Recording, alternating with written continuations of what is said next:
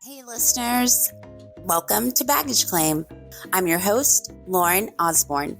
On today's episode, we will be continuing our previous episode of The Things That Scare Us About Ourselves, Part 2. We also get into our conversation about our own personal boogeyman, and that leads to talks about our own bodies. It was a really fun conversation, and I really hope you guys enjoy. As always, I'll put in the request that if you do like this podcast, please like it, subscribe, and share it. Word of mouth works wonders. I hope you enjoy our 20th episode of Baggage Claim.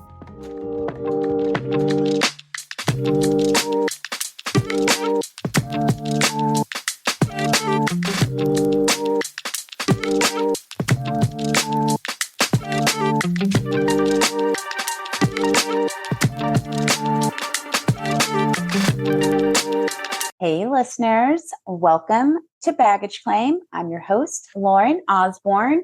And as we know, what we do on this podcast is, well, we examine the contents of our baggage and we pick something we want to check in and we pick a souvenir to take with us. And the goal of each episode is to come out feeling a little lighter today. I have a special guest who you've met before, Nyemade, because I always fuck it up. There it is. How are you? Good. How are you? I'm lovely. How was your birthday? It was so lovely, actually. I had a wonderful day, even though I was like home alone, but it was fantastic because I was also like with people. I spent the whole first half of it doing lives and talking with you. I saw a bunch of other people. So I felt like I got interaction and then I got to shut my computer and then chill by myself, relaxing the second half of the day. FaceTimed with the nephews a little. It was like the perfect day. Awesome. What do you think so far of Blood and Ash? Give it a second, babe. I know. So what had happened was I was about to start reading it. And then I got distracted. And then I keep saying I'm going to go back. And because I was supposed to start reading it like, 2 days ago? And then I keep getting distracted. I realized like I blame the K-dramas. They just suck me in. And it's hard for me to quit one. So I might have to finish this one. And then before I start a new one, switch to the book. Because doing them both, it's not working for me. I just finished the fourth one. And I'm about to do the prequel. And so, I'm excited, but knocking out book 4. It's been incredible. I really was thankful for the fantasy, for just the books, just for the content. Yeah. It was really... There's only 4 of them? No, there's more. I believe 6, there is 5 or 6. Yeah. But I think the one really that will be the next one that is in the series really is book 6. So, and that comes out May 2024. Nice. So yeah. Yay! I'm looking forward to it. It's been a while since I've been like really into a series. I feel yes, I love this feeling. Yeah. I love series, but I've been also kind of just I'm leaning into more like the fantasies. I want like either sci-fi or fantasy, but I'm going on a book talk. And so that's not why we're here. Okay, so our last episode, we've done 1 episode, right? Well, we've done 2, but we've done 1, right? Yeah. That was like published, right? So, and we asked the normal icebreaker questions, right? Like, what does joy look like? Emotions, all of those. Okay, perfect. Because I feel like if I have a guest and I've already asked those questions, hopefully the guests already know you, but just in case it's their first episode that they're ever listening to, well, you are a content creator, you're a do-gooder. I feel like you're in something like you're in like DEI, like DIE, I mean, diversity and inclusion. I feel like, what's your story? Like, what do you want people, to know about you before we get to your speaking style? So my byline is writer, speaker, facilitator, content creator. There's a lot of comments commas. But yeah, I do try to lean towards DEI, diversity, equity, and inclusion with the things that I focus on. So like even when I'm making like funny reels, I try to have it be like about like mental health or body positivity or just self-confidence, stuff like that. I teach courses for businesses. I have an implicit bias one that I put together that I'm trying to get businesses to have me do virtual trainings for. And then I also can like make trainings because I worked at Bank of America for 16 years and I did a lot of that there, like creating trainings for process improvement and stuff like that. And I wrote a children's book that I'm working on. You're an Getting published. author. Well, I'm trying to be. So if any of you No, listen, you are. You wrote the book. You're an author. True. I'm an author. If any of you listening are publishers or literary agents for children's books, let me know. I have a book written, and I have the next 2 almost written. So, heck yes, yes, I love it. I love it. Yeah, that's me. Like that's a little bio for you, Yeah. and then we'll do over the weekend because it was a birthday weekend. So I feel like if they haven't got the regular 3 questions that we break the ice with, and before we get to the baggage, my newest one I like to add is, well, 1, how was your day today? That's question 1. And then for the weekend, because it was your birthday weekend, what was your rose and what was your thorn? So for my day, it was a good day. It was productive and also chill. I'm getting better about being okay with my days being like that because like I mentioned, I worked at the bank for so long, but for like the last like 6 years, I've been trying to get myself build this whole new career for myself in the field that I'm in, all the stuff that I just mentioned. And so it's been a lot of work, like a lot of like working before work, doing work, working after work, like just working for the past however many years. So when I quit my job, it was like suddenly like all of this free time. And I realized like I would feel like guilty that I wasn't working so much. And then also there was a lot of like, hey, I'm free. I don't want to work. So then I wasn't working at all. So it took a minute to like kind of get my entrepreneurial footing. But I think I found like a good groove of it now where like I feel like I'm productive, but I also feel okay resting. And I realize like I worked so hard for those years to be able to have my days be like this, where I can work a little, chill a little, work a little, chill a little. Like that's exactly what I wanted. So yay me. So I'm ready to get back there. I had that for a second and now it's like faded away, but it's You'll gonna get get back there. Yeah, Yeah, I'm speaking it into existence. I know that I want that for me. I want to be a nomad. So yeah, everyone subscribe and like my podcast. Let's do something with it. Awesome. Okay. And question 2. So my rose and my thorn, I'm trying to think of, my thorn was Saturday I had a migraine, which was crappy because it like took me out for the whole day. And I prayed fervently that I would not have one on Sunday, which was my birthday.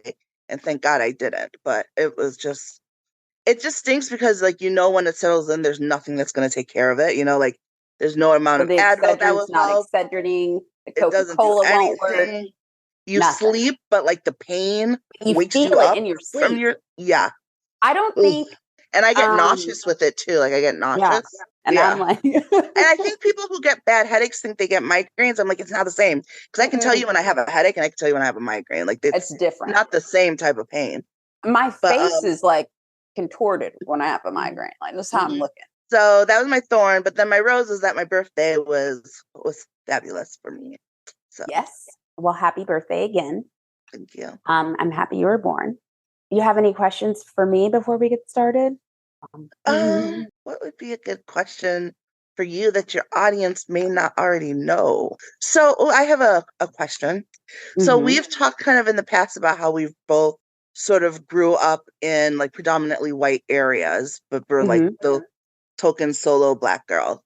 Did you have a point in your life where you kind of had like I want to say reckoning, but not quite a reckoning, but like that moment of like, maybe I haven't been seeing Blackness the way I should have been seeing Blackness, and let me like adjust my viewpoint to this.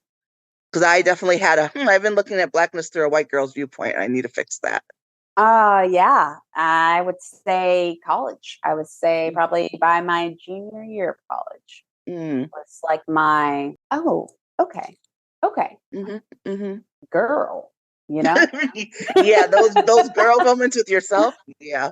Like, wow. And I also feel like, especially when you're like a token, you like figure out kind of like the way to survive. But even I can admit, like, even kind of like in high school, like I like knew people, I like talked to people, but like my clique of friends, it wasn't diverse, I was a token. And so I think that I kind of carried that with me. It was easier. It was what I knew. It was what I didn't feel like I fit in. I felt, like an awkward Black girl.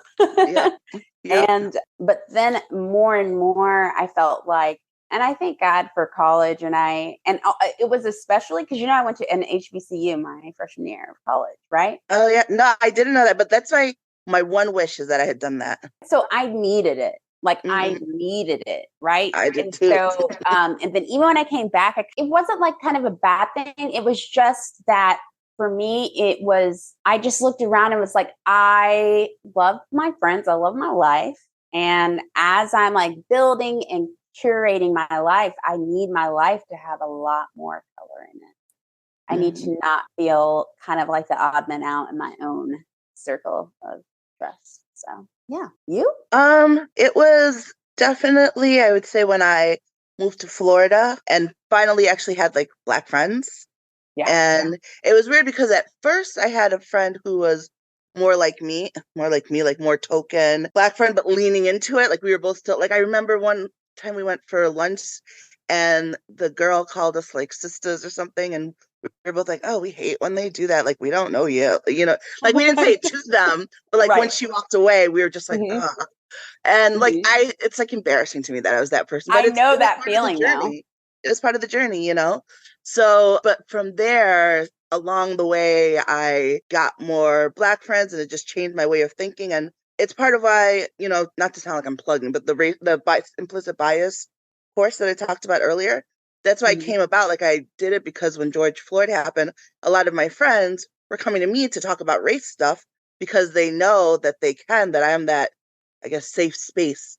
I try to tell myself, I think of it as like I'm a bridge now between, because you're raised, and I know because that's how I used to think until I made a conscious effort to change the way that I think. So, it was pretty crazy though, because I feel like my experience, it was almost like two sides, right? Because like if you came in my home, it was like Black art and just and my mom. So it very much, I was actually super, very much like my mom was like, say it loud, I'm Black and I'm proud, right? Okay. And I think that part of me also there was a part of me that like left that at home, right? When I went to school, build kind of around it. Can say to my white friends, and even some that weren't, when the George Floyd murder happened in front of us, for those who are my friends and listening that checked in just to be like, hey, I just wanted to see how you're doing. Thanks. I'm just throwing that out there. Yeah, no, it was appreciated because I had the same thing. Thank you. It was needed, appreciated. Yes. Okay.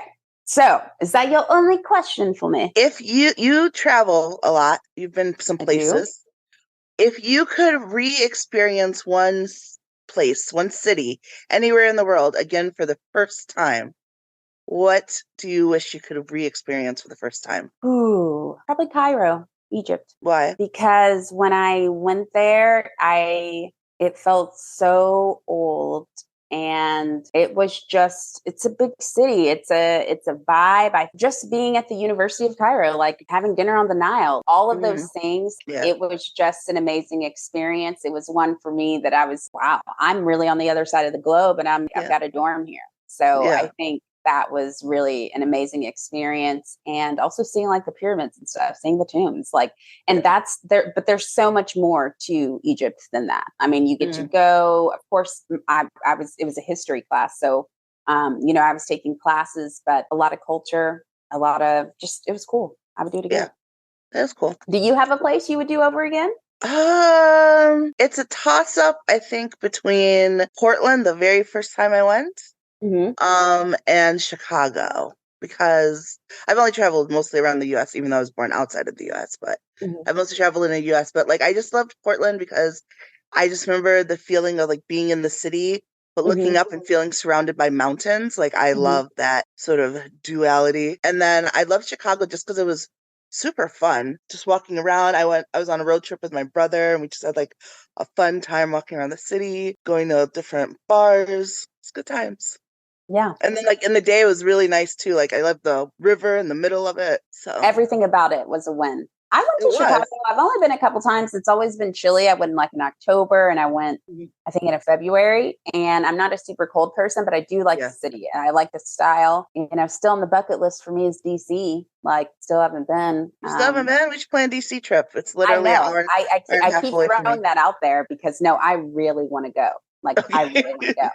I want to do a touristy couple days, and then I want to, you know, I'm going to dress cute. I heard DC, the style level elevated. Yeah. I want to go to some cool places. I want to try some cool food, and I want to do the touristy thing. Like, yeah, that sounds fun. Touristy. That's what I meant. Yes. Okay. Well, thank you so much for doing our icebreakers, warm-ups. I don't know, especially since we've just done a double recording. It feels so familiar that we didn't really need that. I saw you yesterday. Okay. So the topic that we're talking about for part 2 is what scares us most about yourself. Now, do you have any breadcrumbs? Are there breadcrumbs that I could ask or anything that could help?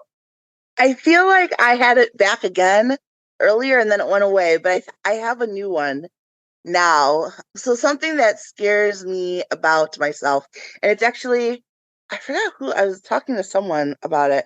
I want to say maybe Al earlier today. I don't know. Anyways, as far as like what scares me about myself is that I don't have the ability to build walls with people until they hurt me. So like some people are the type of people where you have to earn their trust and you have to earn like their whatever. And I'm just like, hello, welcome to my world. And like I treat everyone kind of the way that, as though I'm, I guess, the golden rule, how I want to be treated. And I assume people are coming from a place of like authenticity and reasoning and all like the things. And oh Lord, they are not always. No. And I have like in the past tried to be like, no, I'm going to be like that person who like makes it harder to protect myself. But it doesn't work for me. And I also don't really love the feeling of it. So I'm almost just trying to navigate that.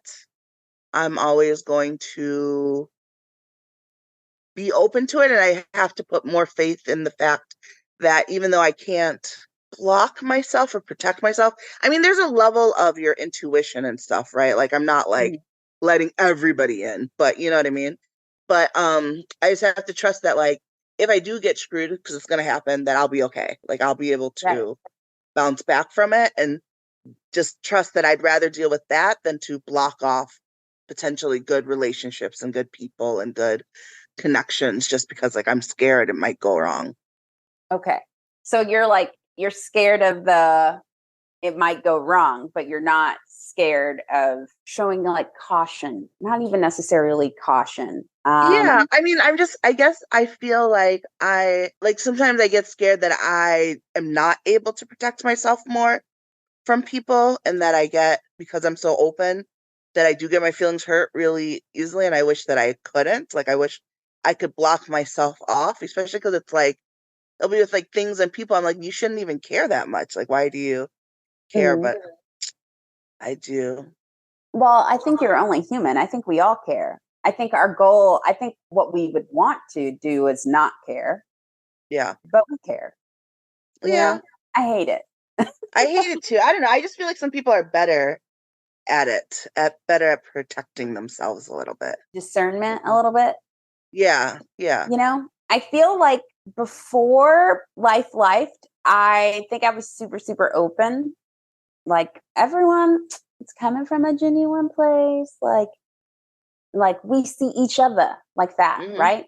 Yeah. Now I'm like, no, you aren't. And what is trust is just built doing 2 or 3 things at a time. That's how it grows. But like that's my thing is I feel like that's where I should be because life has lifed, and life has lifed me in a few different times where it's like I feel like I should know better and I should have built up kind of like where you're at, but I have found that I can't or I don't, or I try for a minute and it doesn't work and I just go back to being just like being like, well, being yourself, just like super kind. So I feel like what's the harm though? And like, why would you change being, the golden rule person, right? Yeah, but I mean, for the same way where you said like you've had life until you learn to have that little bit more. I feel like I wish I had a little bit more of that because then I wouldn't feel so connected to people so quickly, you know? And is it there? Okay. Can you give an example? I don't think this for hypothetically, Okay. I recently made a friend and like that person, you know what's interesting? Not to, I mean, this is on point, but also off point. I have found that I am very cautious and aware to love bombing in a relationship sense, but not in a friendship sense. You Yeah. can friendship love bomb me, and I will be like, okay. And because I don't guard myself about it, because I just realized that because this exact situation made me realize it, because there will be times where people will like come on strong wanting to be friends. And like, I think just natural human reaction, if it's really strong at first, I'm kind of like, but then after like a minute, I'm like, okay, we're besties. And then something will happen later, and I'm like, and it's like, well, we wouldn't have gotten to that point so quickly if I had not let the friend bombing work, if I had been Yeah. more, if I'd had more discernment and more of that. And it's like, how many times does that need to happen to me before I remember to stop letting that happen, you know? I feel that. I feel that one deeply. I feel like I just went through that earlier. I think that was one of my earlier episodes. I can't, what was it, like exhausting friendships or something like that? I can't think of the name Yeah. right now, but I do that too. But I also have like a thing where I think I can save the bird with the broken wing. I think that that is part of it. Yeah. I think Yeah. that when people, which people are people, okay? Some people you're drawn to because of a pattern. Okay. You may not recognize it at first, but then when it starts to come to a close, you absolutely did recognize that pattern. And I feel like for me, I think there's a part of me that where you're like, oh, they meant well and they're super kind. Yes. And but you already knew in the gut that like I think maybe there's something off or they are not being as genuine and kind. Like you can sense that, like the intuition part. And then also some of the things, because people tell on themselves all the time. You just listen. If you Yeah. just listen, right, you get it. But I think that it's almost like, especially for the unhealthy type of friendships where you're like, oh, I'm being love bombed in a friendship. Part of it is I think you can, for me personally, I can see part of their brokenness and I can recognize it in parts of me that are broken. And so Yeah. I think, oh, well, I'm still lovable, likable, Right. kind, genuine. Yep. I'm still an okay person. I have like spots that are not, that are rusted, and I have pieces that are broken. But it's a beautiful, masterpiece when you step back. So those things that I maybe recognize or empathize, or maybe I've been there or I can understand, blind me, or Yes. literally I get tunnel vision on that. And I'm not hearing or seeing what they are also very much telling me Yeah. and very much showing me. And then it ends up being like pie in the face. Yep. And I feel that so deeply. And it's because kind of like you said, like I know people aren't always coming from stuff the same place I am, but because I Mhm. really do try to do things from a good intention, like it's very rare that if I wrong someone, it's on purpose. It's Right. usually like on accident. If you bring it to my attention, I'll say like, I'm sorry, or I'll explain what it is, but it's very rarely out of malice. So I very rarely think other people do things to me Right. out of malice. I'm human. I screw up all the time. So I Mhm. give people so much grace when they screw up because I'm like, I screw up all the time and I'm lucky people let it go for me. But what happens is I'll end up taking disrespect a lot longer than I should. And what Mhm. I've realized also is that like, yes, I screw up all the time, but I'll be like one offs with one people. It's not me constantly screwing up with the one person repeatedly Right. making the same mistakes. And what I'm letting that person do is keep making the same mistakes. And that's not the Mhm. same thing. But I do think though that now that I've recognized that it's a form of love bonding through friends, I think it will help me. Mhm. Just because the thing is too is like when they do it, at first you're like, oh, but then you're like, hey, it's great having this person like because we connect on this issue, this Yes. platform, this whatever, and it feels really good to feel like you're talking to somebody who gets it, who gets you, right? So when they're Mhm. friendship bombing you, you're like, oh, this we're just in this awesome, we're clicking about this, like we are kindred spirits, it's all good, blah blah blah. And then when they ghost you later because they friendship bombed you the same way a guy love bombs you, and then they ghost you the same way a guy will like ghost you, or something happens where you see like the other side of them and it's just like, ooh. I realize that it's kind of like a relationship. Like I get bummed about it because I thought we were having this like relationship. And so like I give myself the grace on it too that I'm going through those. I just don't normally put those cycle terms in friendship terms, but when I think about it like that, I'm like, well, that makes sense why I feel how I feel. Right? It really does. And we're going to dig into this a lot more. We're just going to take a quick break and we will be right back. Thank you so much for, as always, listening to Baggage Claim. We're going to get right back into the topic. So would you say that that's what scares you the most about yourself is that you are, I don't know. I understand that it would be like a fear. I just think it's a valid one, but I don't think it's like a bad one. You know what I mean? Yeah, I mean, I know it probably sounds a little bit like when you get asked at an interview, like, what's your flaws? And you're like, well, I work too hard. Like, I know it kind of sounds like that. But I guess for me, because I am really big on trying to like learn from my lessons, like with throughout life and like really like introspective on like how things go and like the role that I play in things that happen and stuff that's out of my control. And I try to like not keep making the same mistakes. So for me, I guess this one area where I just keep making the same mistake. And I've realized, because I live by many of quotes. One of them, though, is if you don't like something, change it. If you can't change it, change the way you think about it. And so I've kind of come to the point where it's like, well, me trying to change this about myself isn't working. So I kind of just have to accept it that's me that's going to let that happen. And now I have to change how I think about it. And instead I have to think that like, if that happens, if I let that friendship bombing happen, and if I let my, feelings get hurt, or if shit hits the fan, like I will be okay. Like that's the side of it. I have when to that happens though, and you're like, dang, my feelings are hurt. Are you able to say like, yo, my feelings are hurt? To the person or like in general? To the person. It depends on the situation and if it's worth my time. Like I am big on protecting my energy. And so like there's a lot of things that I don't address, but it's not, and it's funny because I'll have a friend who thinks that because I don't address every little thing, like it's kind of like weak of me. But I'm like, but that's not it. It's just like But I that's literally not the case. I don't care enough to like address it. Or I'm big on addressing problems as if I also have suggestions for resolutions. I think a lot of people bring up things that they have issues with, and if they would pause for a moment, they'd realize they just wanted to vent, which is fine. But if that's all it is, then is it worth talking about? And sometimes it is, and sometimes it isn't. And so when it's not, I don't.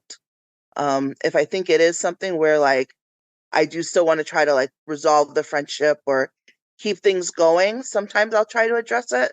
But I do also like a lot of times I think by the time it gets to that point, because it does take a bit for me to get really upset. Usually by the time it's that point, I'm like ready to let the friendship go anyways. Like I'm still hurt, but I'm like, the signs are there.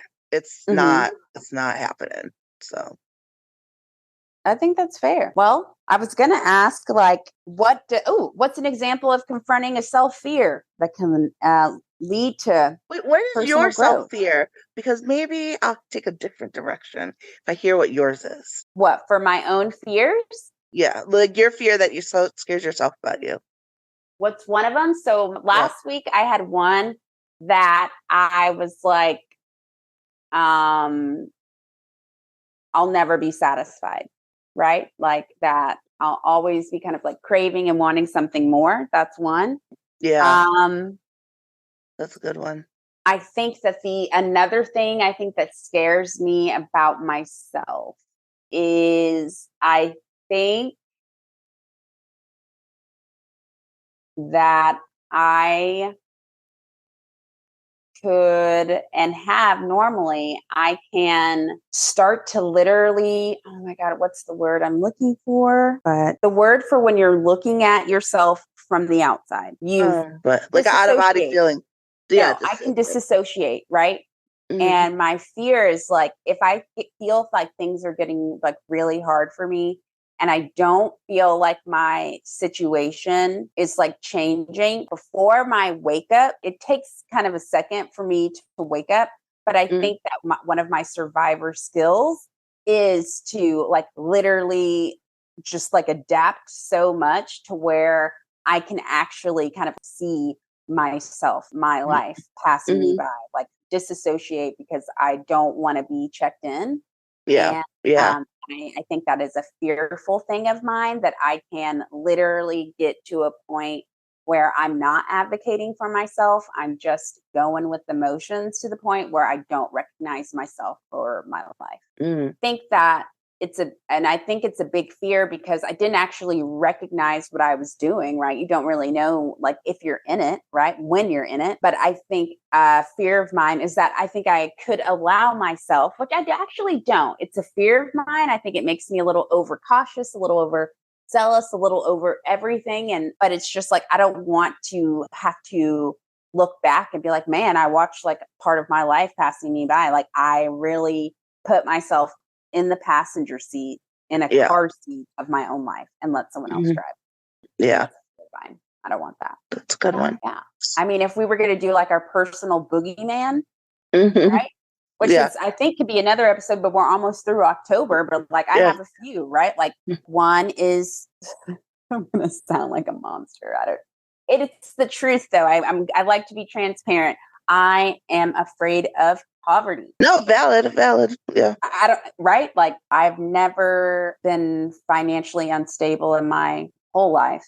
And huge fear of mine is being poor, which is super easy to be these days. That's I'm why, just throwing that out there, okay? Yeah. It's really easy, okay? Half the time I feel like, you know what I mean? So, but that is believe like, me, I know what you mean. whoa. Like, I'm like afraid, like, what if something happens to me and I become, you know, like disabled, or I become where I cannot make money in the way that I know I cannot care for myself? What am I going to do? That is a huge fear of mine. That is a boogeyman of mine. And it's a motivator, but I hate that that's the motivator. It's like, it's not even because it's like, oh, you know, I want to do well, and I've got to keep going, and I want a huge house and all these things. It's not even that. It's like, no, the fear is I can't be poor. Yeah. And that sounds ridiculous. No, I think I don't think it sounds ridiculous. I think that's a very valid, very normal right? fear. Yeah, very valid. And I'm just saying it aloud, and I feel like the thing is like, there are degrees of poverty, y'all. We all know this. We're all living in it. Yeah. I don't know. I mean, the thing is like, both of my parents on the other side, like, I am taking care of myself. So that huge fear of mine is also just kind of like being able to care for myself. Like, I don't know. I don't know what I would do. And I think that that's a huge fear of mine. I have like my own internal, like my own like biases, my own inherent ones that frighten me about myself. Yeah. I told you how my mom kind of like raised us. She used to be like, what, sweets and chips go straight to the hips, right? She used to say that to us. Like, I have a boogeyman of being like, you know, I feel like I don't want to be, I'm afraid of that. Like, I have like my own inner fat phobia. Like, I did the Harvard study. Like, it is one of mine. That's a boogeyman.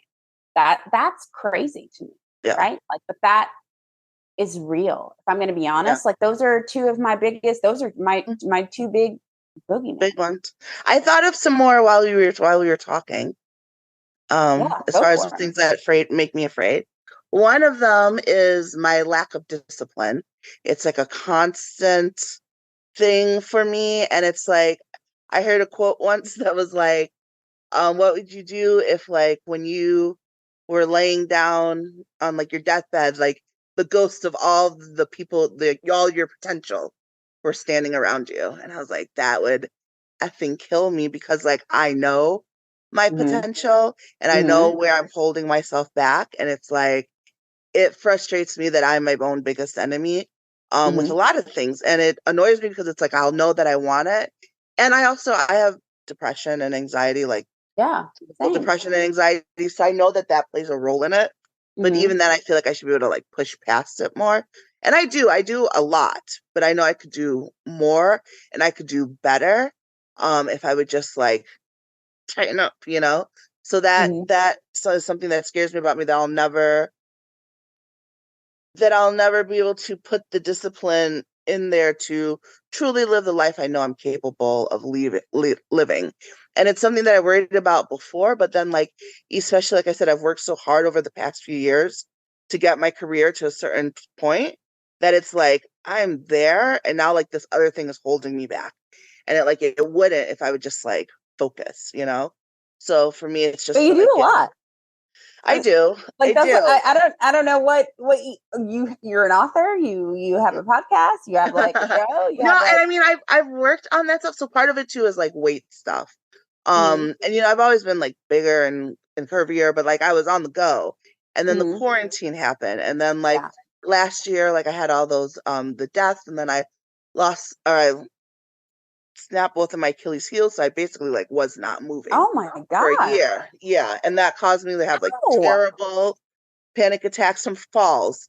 And that led to me being like literally having I was going to say, could tell not me leave that the you were house. saving a baby from like oncoming traffic. That's No. what you tell people, right? That's what I should tell people. Nudge. Mm-hmm. It was two separate occasions. It was like I hurt one, then a couple months later I fell and hurt the other. But so it was a lot. So now I have like a cane, and it's been a lot mentally and physically kind of like getting myself back there. But it's like, I know if I would just like get the discipline, get myself back together, because like with the career stuff, like now I'm applying to speak at like conferences and things, and they're getting accepted. And like I just booked one in Seattle in January, and it's awesome. But then I'm also like, yeah, so it's just like, so it makes me like I am at the point now where it's like that's the like my body part of it is what's holding me back, because I've worked on all the other stuff, and like I don't want that. Like that's such a little thing, and especially because like I do like moving and being active, and I don't like I like being home, but not as much as I'm home.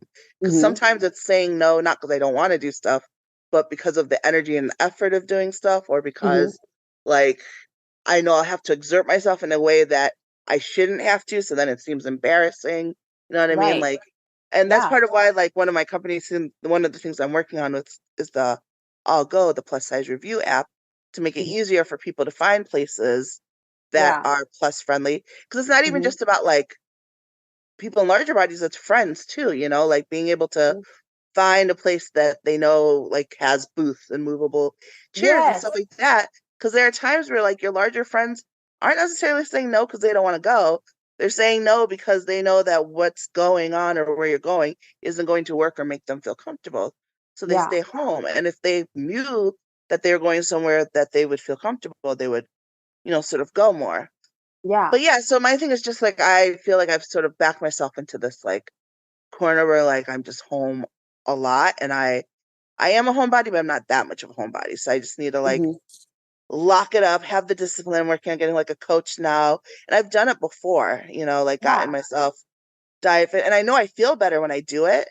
I just realize right now I'm not at the place where I can hold myself accountable. Well, it's not working. So now I'm like, all right, so I need someone. So we need to, and that's what the last time I lost a bunch of weight, I had a trainer, and it works better for me. So I feel that. I also feel like, well, you have ADHD too, right? I swear I think I do. I've never been tested, but I relate to everything ADHD related. Well, one of the things is, okay, listen, no one wants to do undesirable tasks. That's why they're called undesirable tasks. But for the neurospices, man, it is terribly difficult. Terribly difficult. Okay. And I have an accountability partner, and I still skip on her. I'm not kidding. It's to walk. It's to go walking. Okay. Yeah. Same. It's very hard because it's not like, I understand my brain works for rewards. That's how I'm a gold star person. If I do this, reward, like that's how it works. And so I understand, especially when it comes to like health and fitness stuff, I understand that the reward is coming. Okay. But for me, my patience, baby, it's not great. So it's like, for me, it's like, and for the discipline part, it's the completing the task, right, for me. And so it's like I stopped. My tunnel vision isn't towards the end. My tunnel vision's about a quarter way in. And I'm looking around like, what am I doing here? Because this is undesirable, baby. I don't even want to be here. That's how it feels. No, and that's the truth. And that's why even like with some work tasks, it's like I gotta do it right away while we're talking about it, because if I set it down and tell myself I'm gonna come back to it later, I probably won't want to. And then it's a struggle. But while I'm in it, we're on it. We are on top of it. So so my discipline and just being afraid, like I really fear my lack of discipline, but I'm trying to work with that. Like I've come, especially in the past few months, where I've just accepted that it's not happening. Because even like doing stuff I didn't want to do, the first go around that I went with like bettering myself, I would use like the Mel Robbins 5-second rules, where you count down from 5 and you just do whatever you have to do, and that actually works for me, because it's like the whole thing. Tell me about this rule. I've never heard it. So Mel Robbins, I love her, but she has this thing where you count down from 5 and you do whatever it is you have to do, because your brain naturally wants to protect you. And if there's something you don't want to do, your brain will convince you not to do it. Like your brain tells you not to do it. So when you decide that there's something you want to do, you count down for 5 and you do it. Like you don't give yourself the option to not do it, to not think about it. It's like, if I say I'm going to go wash those dishes, I will count for 5 and get up and go wash those dishes. Like, no, like you don't get to think about it. Yeah. And so like when I'm good and when I'm on it, it really does work, because I really am like, nope, I said, like, once I say I am doing this, then I have to do it and I have to follow through on it. And it helps. It helps. Yeah. So I try to incorporate that, and it did help, but I need more accountability. So I've been tapping on people, and sometimes you need to do that. Just realize that you need the help. And then my other thing that scared me, that I thought of when you were talking about disassociating, is that, so like self-confidence is always like a journey for people. And I have like a general good amount of it. I think a lot, especially when you're younger, you just try to kind of like fit in with people. And then so you compare yourself to everyone else around you. And for me, especially because of the culture we grew up in, I felt very lacking. But since then, I've really done like a good job of like, I'm beautiful, I'm blah, blah, blah, I'm all these things, I have the confidence. I truly think that I'm great. I think I'm fabulous, which is why friendship bombing works for me, because of course, you instantly want to be my best friend. Why wouldn't you? So, you know what I mean? So because of that though, like I thought I was all good, but when I've been working through like my anxiety that I had because of like the falls and trying to leave the house, I realized that I also still have social anxiety, because like, even though I think I'm gorgeous and I think I'm all of these things, I still very much, when I enter social spaces, see myself how I know other people see me, which is just a big, fat, Black woman, slobby, lazy, all of like the things that people who think, you know, like just the natural thing that our society has people think when you see a large person, you know, especially extra large, and just like all those misconceptions with it. And so it is something, and I deal with it even more now than I did before. So like I said, before I was so like active and moving and grooving that I was like, okay, so they might see me and think, oh, lazy fat Black girl. But 2 minutes into talking to me, they'll realize they were wrong and we're all good. But like now that I'm like with the cane and like with the slower, and I'm just like, I feel like I am walking example of every bad thing they think of when they think of a fat Black person. And it's probably so much projecting. It's probably so much me putting more into it than it is. But like, it's a spot I'm sitting in right now. You know what I mean? Like I'm sitting in it right now and I'm trying to work through it. And so it makes me afraid that I'll never be able to get past that, because it's like, I know that I feel this way, but I also know how other people see me, and I'm trying to figure out how to not care, because I thought I didn't care, because I thought, hey, I don't care that they don't like it. I like it. But then I realized when I go out though, I'm still like, but I know they don't like it, even though I know I like it. I know that, you know what I mean? Like, so it's a mind fuck. So it's think it's like a well, you just described it like a mind fuck, because I think that's also something that we kind of like carry with us, like in our different ways, because I feel like when I'm out, I think, oh my gosh, are they going to think like that I'm dumb or that I'm like every bad stereotype, right? Especially when I'm going into a space that there aren't a whole lot of me, or it feels, you know what? When I see us, when I see us, I feel better. I feel elevated. Like I'm not worried about it. I'm not, I mean, for real, I'm not worried. And see, like, and that's the feeling that I've had since I had that revelation we talked about. Because before that, I felt very uncomfortable in predominantly Black spaces because I was always too white for them.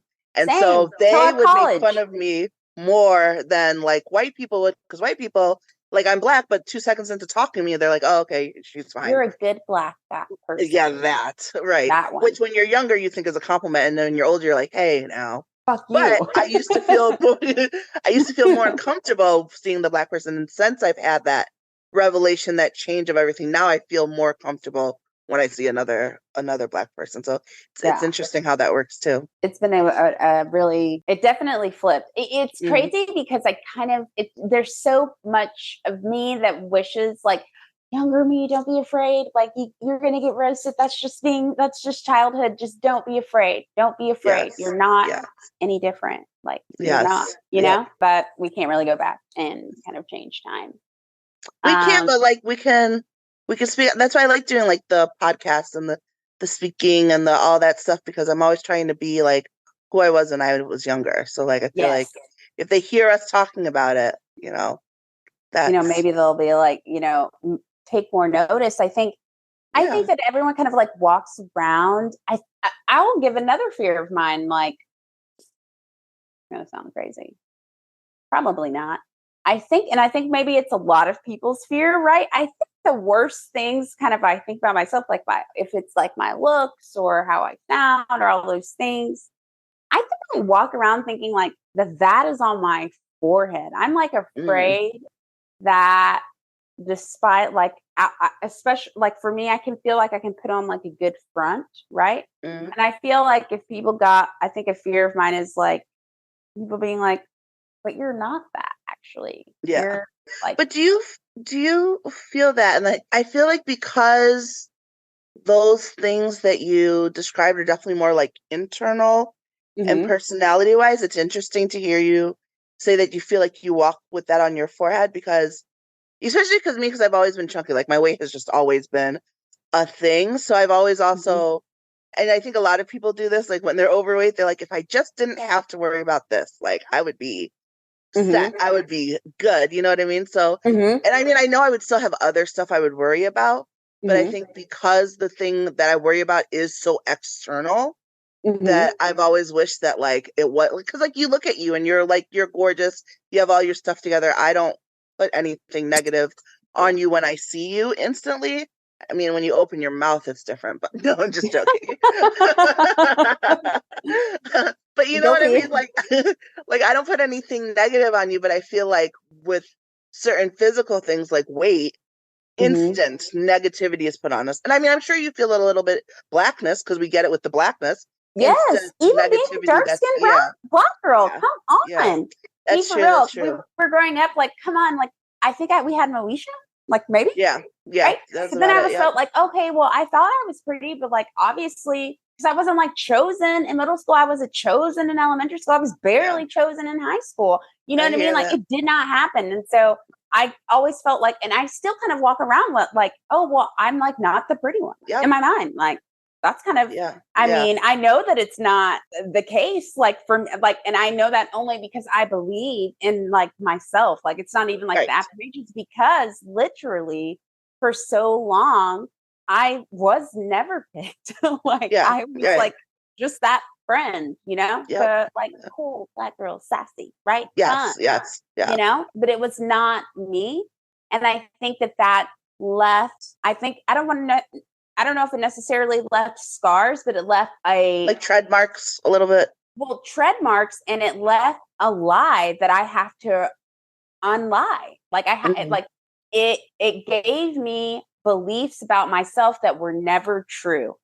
Yeah. And I have to like disband those beliefs. Right. You know, because part of that, even especially when I did like start getting like more attention as I got older and stuff, then I only thought that for the longest time, and I care, listen, you know me, like I'm kind of a vain person. I care about my aesthetics, but before I used to be like, well, I'm only like valuable if I'm like pretty. Like I've got to like pull it, you know, together, right? Yeah. Because like when that first happened, it was like finally I kind of understood like, oh, okay, someone's like picking me. And then I was like, well, what is it going to look like if it's not? And it just for like the longest time, I think and even now, like I said, on my forehead, I just feel like not her. Yeah. Yeah. And then I had to give myself like this own like boost. But I think some of the tread marks, man, tread mark. Yeah. I think that's the same. Do you think, I guess, what's a way that you feel like you would overcome one of those fears? I mean, the discipline one, I'm working on overcoming it by just, like I said, the 5-second rule and by working on accountability. Like I'm just forcing myself to partner up. And that was one of the things I was actually talking to my younger brother about, because I was saying like it frustrates me when I know what I need to do and I don't do it unless I like have to do it. And he's like, so create situations for yourself where you have to do it. Like if you know you're not at the place where you're doing it because you need to do it and you do it if you have to, then make it so you have to do it.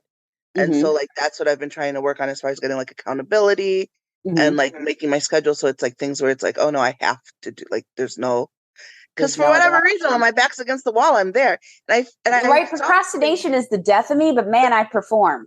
I perform so well, and that's why I keep doing it, and that's the problem. So I need to fix that. So that's the one for that. And then for the other one, it's just, I mean, I don't know. It's like you said, the tread marks be treading. Like I don't really know how to fix it other than to work on not caring more.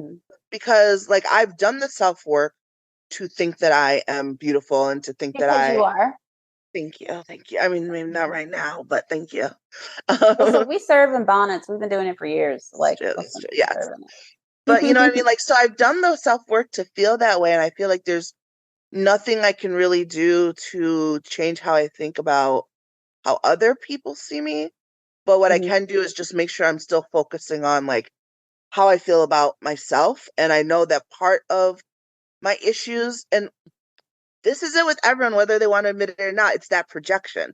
So part of my issues with how I'm worried about how other people see me is a projection of the fear I have for myself right now of my inability to move as comfortably as I would want and be as agile. Like that's all stuff I'm worried about. So of course, I think that's what people are noticing the most. So I know that something that will fix that is if I work on that and make it not a problem for me anymore. Like if I get myself strong enough where I'm feel like I'm walking like normal again or blah, blah, blah, then I know that I'm taking that thing away. And like, yes, I could also work hard to not care about their opinion about it. But I do think that it is okay sometimes to want to improve yourself. Like, the body positivity and self-love thing sometimes gets a little too twisted. Like, it's like a little too much where you get like shamed for wanting to fix anything about yourself because you should love yourself as is. And I'm like, I love myself, but I also like love walking upstairs and being able to breathe. And I also love like being able to do whatever activities I want to do. Like that's another form of loving myself. So it's not anti-love for me to say that I want to lose weight or get more fit or get whatever. It's just loving myself in a different way. And I'm not saying you have to change yourself, but I want to work on. Well, okay. I guess I have a question for that, for maybe perhaps the pushback that you would receive. In what case do people like, would you hear that? Or I guess it would be like for me, if I'm like, okay, I'm going to be, I'm going to do, I don't want to name like something that rhymes with gladiator. That is a camp, right? I don't want to name that, but let's say I'm doing that. And like, I'm going to do this. I signed up for it. And people are like, why? You should like love yourself. You should like love your own, and you're like, if I think that's where your mind first went when you were like I'm doing this for like the weight loss. I actually just wanted to do it to see if I could make it 30 days.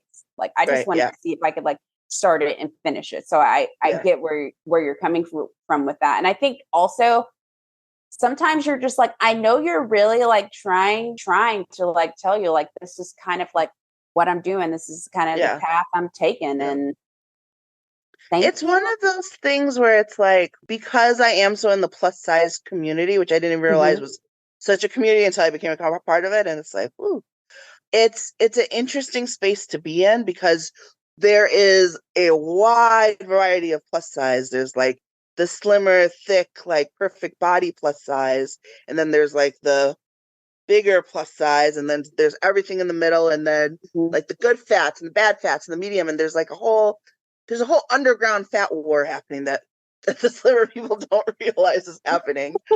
but my face, there, I'm like, as she's named them, I'm like, an underground I know, you should see your war. face. You're like, what? No, but it's true. And so one of the areas that causes knockdowns in the areas is like when someone in that community, especially someone who's a leader or influencer or whatever, loses weight or tries to get shaped, people have problems with it. And it's wild because a lot of times they'll just go from being like very plus size to less than very plus size. Like they're not dropping down to size 0, you know what I mean? But people get really upset about it. And on one level, well, there's a couple levels I can understand. I do hate when people lose weight and then start trash talking their former weight or people for being weight because they secretly hated it the whole time and now they're saying all these horrible things. That I cannot stand. But when someone's just like, hey, I'm just trying to get healthier for me, I'm trying to do my thing, I feel like that needs to be supported. But I also understand how sometimes as someone who follows someone, it can be hard. And I'll give you an example. I have a good friend of mine, actually, and I still love her to death, but she had surgery and she's lost a ton of weight. She looks fabulous. And she had to, because she had to do like hip replacement and blah, blah, blah. So she looks great. But when we started becoming friends, we became friends on Instagram. I started following her because I was trying to get more comfortable with putting my face online because I was like, oh, I want to do this stuff, but like, who wants to see my face, blah, blah, blah. I want to see your face. Thank you. But I was like, like people will look at me and just be like, oh, she's so fat. She's so blah, blah, blah. And I was following this person and I was like, I don't think that when I look at her. I just think she's beautiful. Like, so maybe people will just think that about me. So like it helped me get the confidence to put myself out there. So because she was kind of like that person for me, seeing her face drop that quickly and her getting so slim was actually hard for me. And not in the sense that like I didn't want it for her. I want it for her. I love it for her. But like when you know that you're not happy with your face and you want your face slimmer and you wish that your body was better, and now you're looking at this person who was at the same spot as you previously, and now they've shrunk and they are looking better. I mean, they were beautiful before, so they're beautiful now. Like, and I know it's hard for people to admit that to themselves, but it's hard. It's hard seeing that. And like the difference with me though is that I like just politely unfollowed her stories, but I still like, I will click on it sometimes and I'll message her. But I just know that for me and my mental health, seeing her stories pop up when I wasn't ready would like crash my day sometimes. Like just be like, oh, you know what I mean? So for my mental health, I was like, I can't randomly see her face. So in that case, I can understand like if you put part of that confidence in you in other people online and then you see them losing weight, especially because there's been quite a few plus size influencers who have lost quite a bit of, but yeah, so there's a few who have lost quite a bit of weight. And so it can be hard. And so like, I get it, but I still feel like if they're doing what's best for them, like let them do what's best for them. And at the end of the day, like, you don't know what it's like, I'm happy to be your beacon, but unless you want to carry this weight around all the time, like you leave me alone when I tell you it's too much for me and my body, like I need some of it off. And I think it's wild for anyone to say that they care about someone, but then also be upset with that person for wanting to do something that makes them feel better. And even if it wasn't health, even if it was just like, hey, I look better, slimmer, because I like that my eyes look bigger and my lips look bigger and my face is smaller. And I hate that you can't see my amazing bone structure. Like that, even if that's my reason, that's a valid reason. Right. It doesn't have to be a reason that matters to anyone else. And if you feel like if you truly care about this person you say you care about, you want the best for them, even if it is something that kind of upsets you. Like I said, with my other friend, I still support her. I just can't have her popping up when I'm not ready. Like I need to make the decision to go to her page and support her, give a few likes. Okay. So I'm going to ask this, but when you see like, especially I feel like coming from like someone in the plus size community, right? When you see people doing the surgeries or the Ozempics, right? in your mind, right? Because sometimes I see the Ozempics and I think, maybe. Do you think, especially those that are influencers, and I think this is the main reason I'm putting this out there, for what they're advocating, and it could be like good for health reasons and all of the reasons or personal reasons, whatever. Do you feel like what are the things that you feel, right? Like for when I see it, like I'll give an example. I'll give Emily from Real Housewives of OC. And hers was like, they don't even need Ozempic or whatever, okay? It's for diabetic. Mm-hmm. But hers is like, she's been very, I feel like open. I feel like and honest about it. But also it feels very, she looks very different. And so each time it kind of is like, whoa. And part of me thinks, okay, this is what she really wanted. But also, listen, Ozempic face is real. Okay. Mm-hmm. Yeah. Like, what does that, like when you see that, or your friend, right, that got the van, in your mind, you're thinking, perhaps I should do the same, or that's not the way, or to each their own. What things pop out for you? It's definitely to each their own at the end of the day, like to each their own. For me, it's hard because it sort of goes back to the discipline thing. Like, if I knew that I was doing and this is part of the problem too, with how I was raised, not problem. It's a good thing, but we were definitely raised like, if you do everything that you can and something doesn't work out, then it's okay. But if you didn't try your hardest, then it's on you for not at least trying your hardest, right? Mm-hmm. So I take that mentality into pretty much everything. So when I think about like weight loss surgery and stuff, it's like, if I was following like a diet and exercise regimen and it wasn't working for my body and things weren't happening, I would be much more open to like, let's talk surgery than let's talk surgery because I can't keep myself disciplined enough to follow that, because there are so many people who get surgery and get really sick or get sick after. And I just feel like if I can't get my mindset right before, then how is the surgery going to sort of fix that? But at the same time, I also see people keep getting the surgery and they're like, it makes them work, like, and it works for them.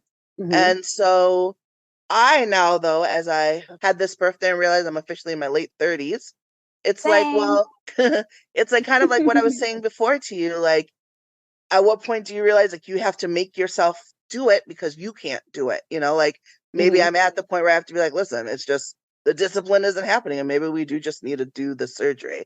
And I feel like I don't judge other people. I really don't judge other people for doing it. But there's something about like me doing it where I'm just like, oh, you're going to do that? Like, you could do it.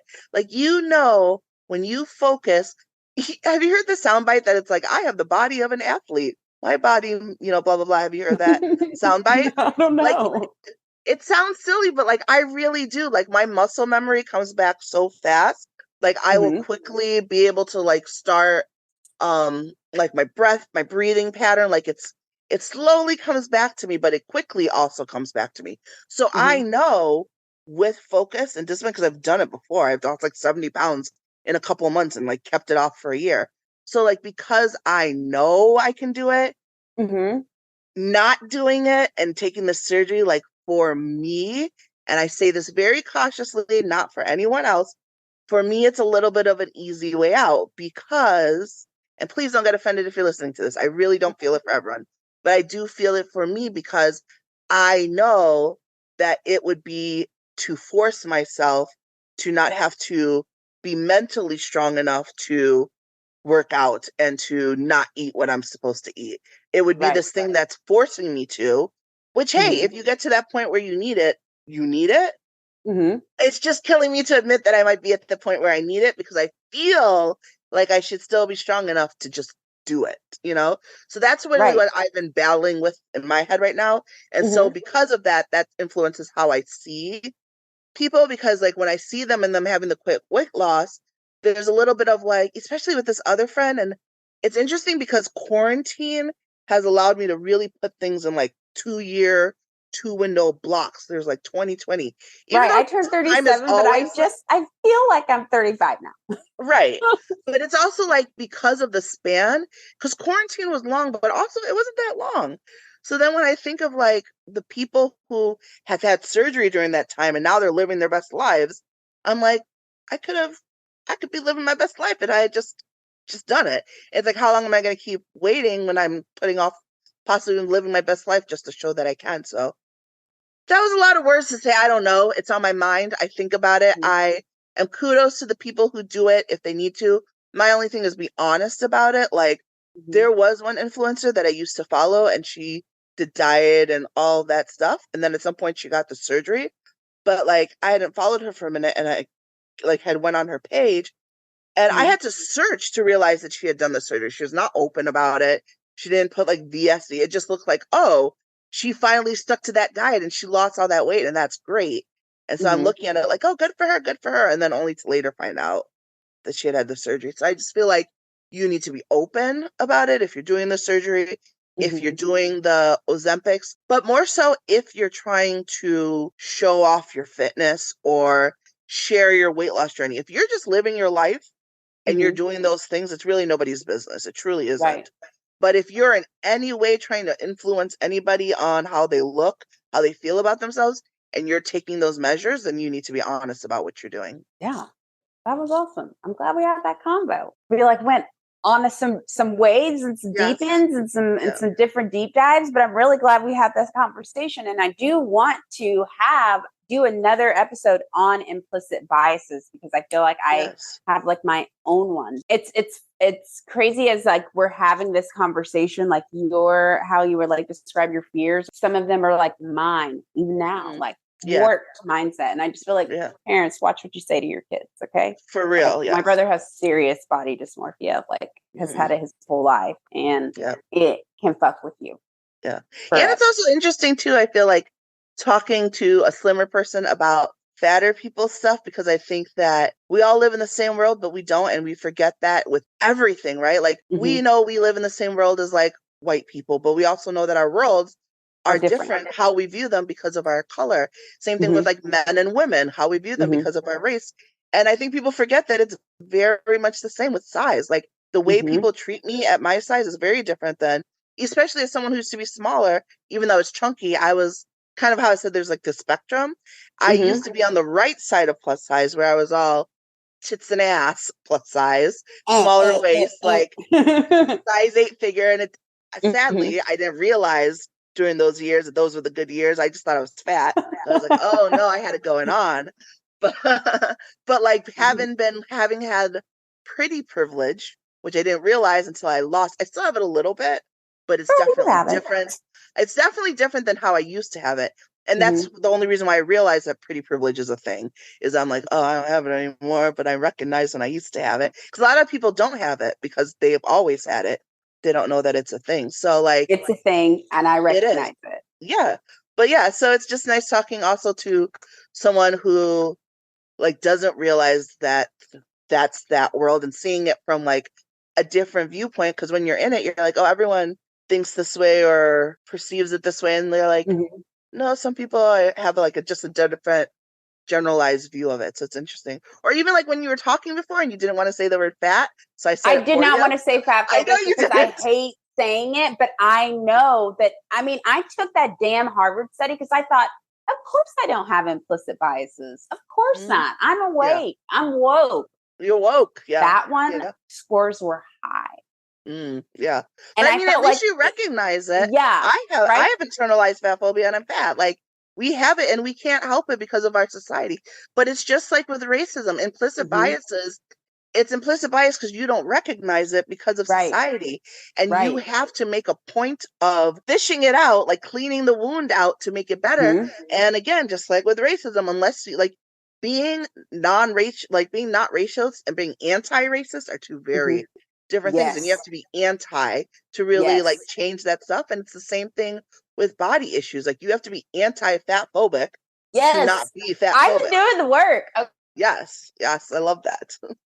Literally one of mine, because she was like, walk me through that. Like, let's talk about it. And I'm just like aware. I feel like I know optics. I feel like, listen, as a brown person, I know what it feels like to be treated differently. I already know that there's I'm aware, and I'm like actively digging into it and being like, no, your mom had body issues. Love you, mom. Rest in power.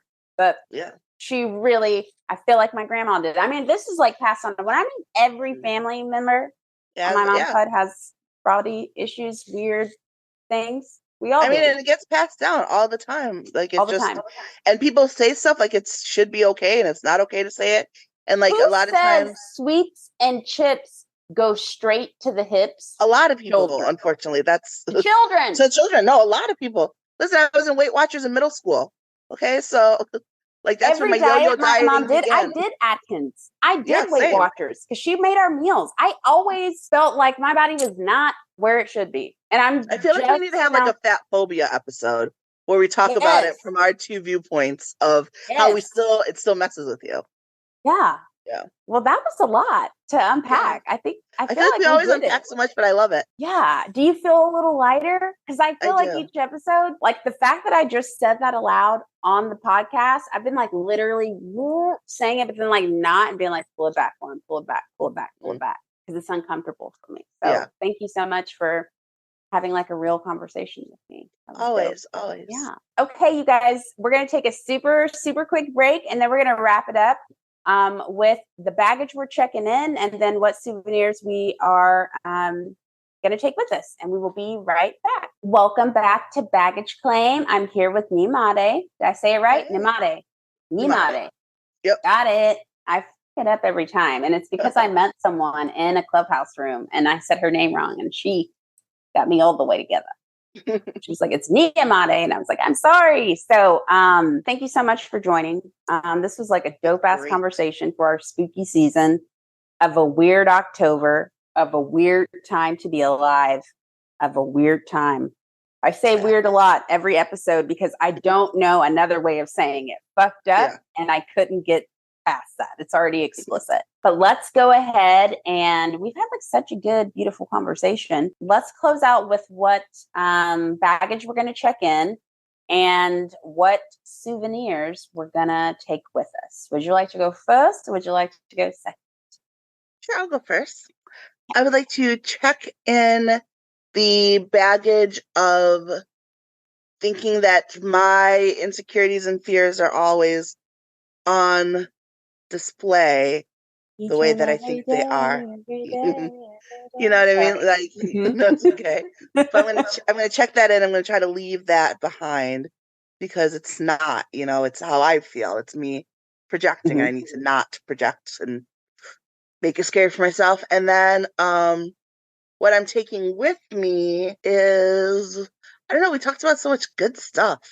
What I'm taking with me is the reminder to give myself grace on those implicit biases that I still have sometimes, even in the areas of racism or fat phobia, because I have to remember that like other people are dealing with it too, and that you don't know what you don't know, and I can't beat myself up for not knowing, but I can be proud of myself for constantly putting myself in the space to learn, to recognize, and to grow, because there's a lot of people who refuse to do even that bit. So proud of myself. It's gonna take that with me. I love that.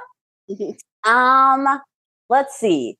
I'm gonna check in from this episode. We talked about so many things. I feel like I have two check-ins. I'm checking in for little Lauren that you're not Black enough, you don't quite fit in, you talk funny. I'm checking her in because I was just being me.